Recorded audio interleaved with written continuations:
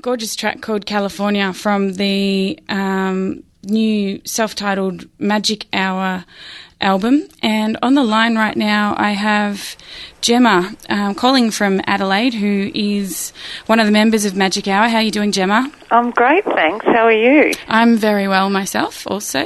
What are you doing in Adelaide? Well, I actually live here at the moment. Okay, yep. So, and Ian, the other half of this band, lives in Sydney. So I've been doing a lot of toing and froing from Sydney and Adelaide lately. How has that impacted the creation of this album? It was a really interesting process, actually. I moved here a couple of years ago, and we'd started writing the album before I left. So we probably had about half an album's worth of songs written, but still, and kind of rough recordings of them. And then I moved here, and Ian did most of the production in his studio at home. So we did, he kind of noodled around obsessively at home, and then he would send me MP3s in Adelaide, and I'd say what I'd think of them. And then, and then I'd go up and spend a couple of days or a week or a couple of weeks, depending on what we felt like doing. And then we'd sort of work on them intensely, and then I'd come back here, and then he'd do some more work on them, and that's probably why it took so long to make. Yeah. But it was good. It was interesting. I imagine being able to work in with your own studio would have been quite liberating. Oh, it was fantastic. It was really good, actually. I really enjoyed the whole process of writing and recording. I was in another band 10 years ago called Cactus Child, and we did that whole big record company thing and big studios and, shitloads of money spent, and it was just really enjoyable. Like, Ian actually lived in a flat overlooking the ocean, and we'd sort of sit around, have a glass of wine, write some songs, and record really sort of, instantly. We could change as much as we wanted, and not worry about what people thought of them. It was very liberating. Yeah, and it's been an awesome result.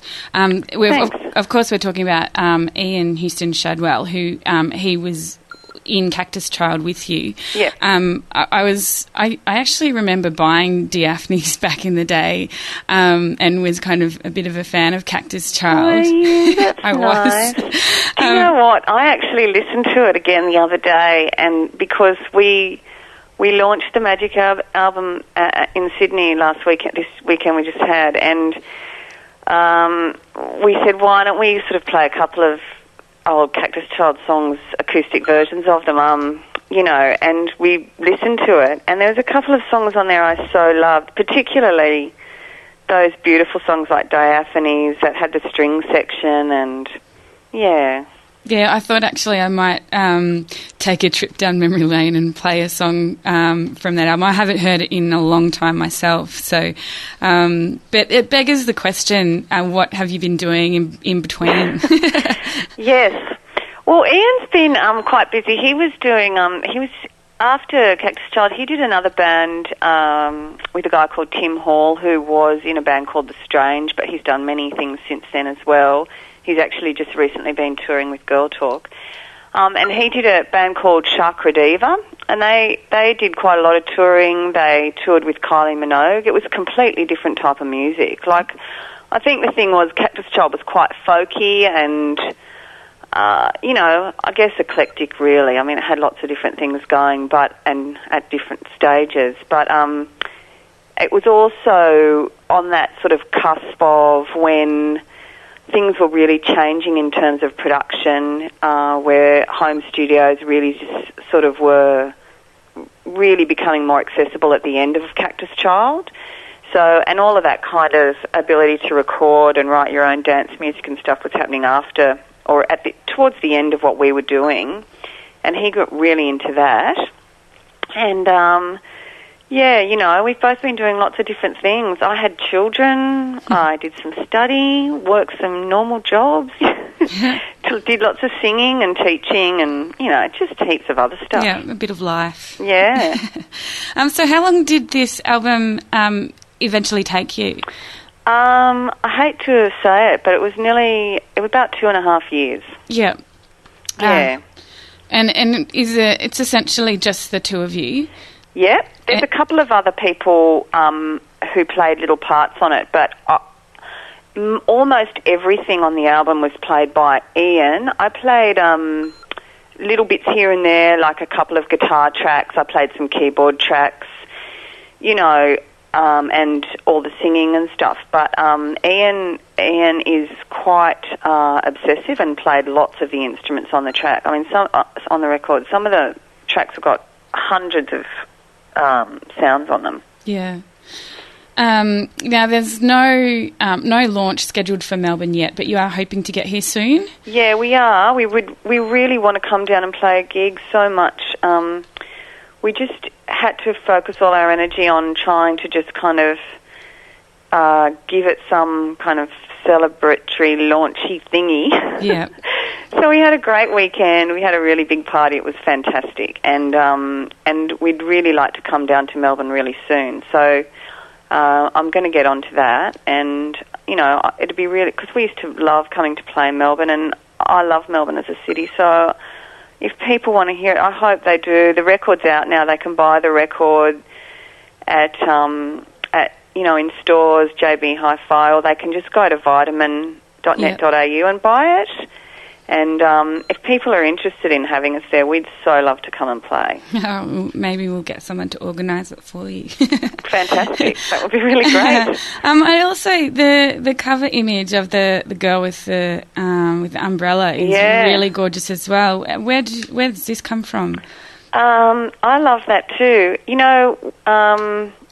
I think it took us almost as long to come up with a name and the CD cover as it did to actually make the whole album. We found that we were searching through ideas of what we wanted it to look like, and we were originally going to do a photo, and, we had some ideas we were toying around with, and then we just kind of were searching around on the net, and we found that photo, and it was taken by a Scandinavian photographer, so we contacted him and asked him if we could use it, and he gave us permission to use it. Awesome, it's gorgeous. Yeah, I think it's beautiful as well. Yeah. Now, I'm going to go out with a track. I am going to play Cactus Child soon, so stay tuned, listeners. But we're going to go out with Crazy. Can you tell us a little bit about that track? Crazy is, it's one of my favourite songs on the album. It's, the lyric is that in the chorus, no one's going to save your ass for you.